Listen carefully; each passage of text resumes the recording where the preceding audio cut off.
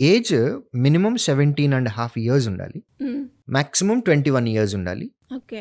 Both ఆడపిల్లలైనా సరే, మగపిల్లలైనా apply చేయొచ్చు. హ్మ్. బట్ అన్‌మ్యారీడ్ ఉండాలి. కండిషన్ అది. 10థ్ క్లాస్ ఎలిజిబిలిటీ తోటి వారికి ఉండే పోస్టులు జీడీ పోస్టులు అంటామండి. So, general duty. ఇంటర్మీడియేట్ తర్వాత ఆర్ డిప్లొమా హ్మ్.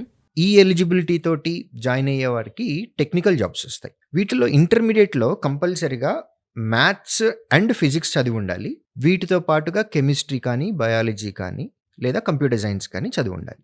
లేదా డిప్లొమా అయితే ఎనీ 3 ఇయర్స్ డిప్లొమా. హ్మ్. ఇది చదివి ఉండాలి. ఎస్ఎస్ఆర్ అని ఉంటుంది. Senior secondary recruit. SSR medical ఉంటుంది.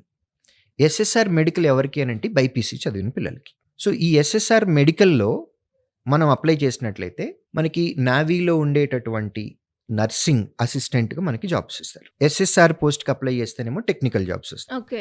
హ్మ్. ఎంఆర్ ఉంటుంది. హ్మ్. మెట్రిక్ రిక్రూట్ అని 10థ్ క్లాస్ ఎలిజిబిలిటీ తోటి వారికి జనరల్ డ్యూటీ ఉంటుంది.